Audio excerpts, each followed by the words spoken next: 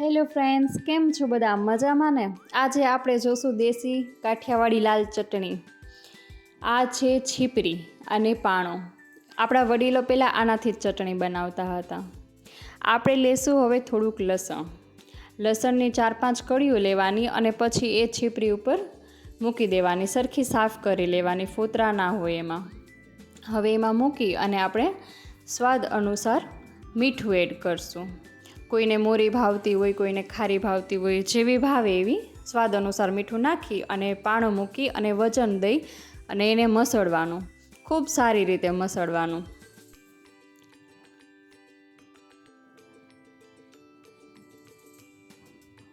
આપણા વડીલોનું જીવન કેવું સરસ હતું નહીં?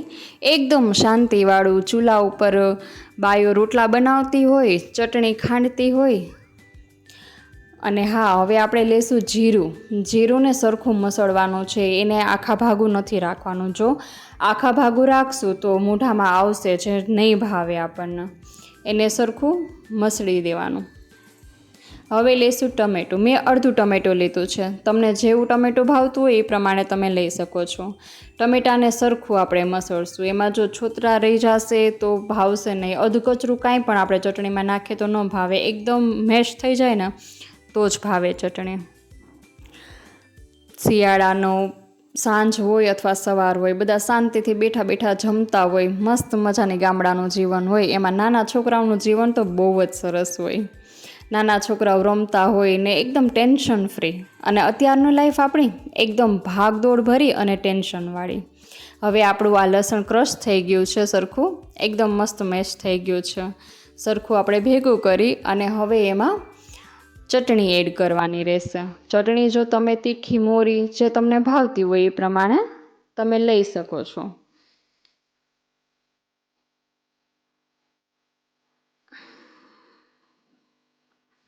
મેં ચટણી નાખી તો છે, પણ મને હવે થોડીક ઓછી લાગે છે ચટણી. ઢીલું કઠણ જેવું તમને લાગતું હોય એ પ્રમાણે તમારે નાખવાનું. મને ઢીલી લાગે છે તો મેં પાછી 2 ચમચી એડ કરી છે. તમને ઢીલી ભાવતી હોય તો ઢીલી રાખો ને કઠણ ભાવતી હોય તો કઠણ રાખવાની. બધું એક સરખું ભેગું કરીને મસ્ત મસળી દેવાની ચટણી. જેટલી વધારે આપણે મસળશું ને એટલી મસ્ત ચટણી એક સરખી થશે ને તો ખાવાની મજા આવશે.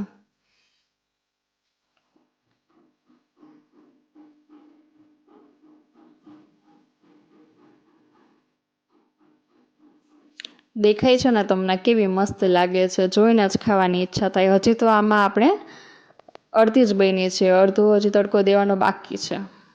હવે ડીશમાં આપણે કાઢી લઈ. હવે ગેસ ઉપર હું આમાં જ તેલ ગરમ કરું છું ચટણી માટે. જ્યારે કરું ત્યારે તમે નાની વાટકી અથવા જે તમારે લેવું હોય એ એક વાસણ લઈને એમાં તેલ નાખી દેવાનું. 4-5 કળી લીમડાની. તેલ થઈ જાય એટલે લીમડો નાખી દેવાનો. પછી એની અંદર ચટણી એડ કરશું આપણે. ચટણી બળી ન જાય એ માટે આપણે ચટણીને થોડીક હલાવીને પછી નીચે ઉતારી લેશું. બરેલી ચટણીમાં પછી સ્વાદ એટલો નહીં આવે, એટલે કન્સિસ્ટન્સી એની સરખી જ રાખવાની. હવે નીચે લઈને પછી એને આપણે સરખું હલાવશું. એકદમ તેલ ને ચટણી ને બધું સરખું મિક્સ થઈ જશે. બહુ મસ્ત લાગશે. છે ને સરસ ચટણી? હવે આપણે એને ડીશમાં કાઢીને કોથમરી નાખશું. મને કોથમરી વધારે ભાવે એટલે મેં કોથમરી નાખી છે. અને આપણે હવે દહીં, રોટલો ને ચટણી ખાવામાં બહુ જ ટેસ્ટી લાગે છે ને? યમી ડીશ દેખાય છે ને? જો આ વિડીયો ગમ્યો હોય તો લાઇક, શેર ને સબસ્ક્રાઈબ કરજો. Thank you.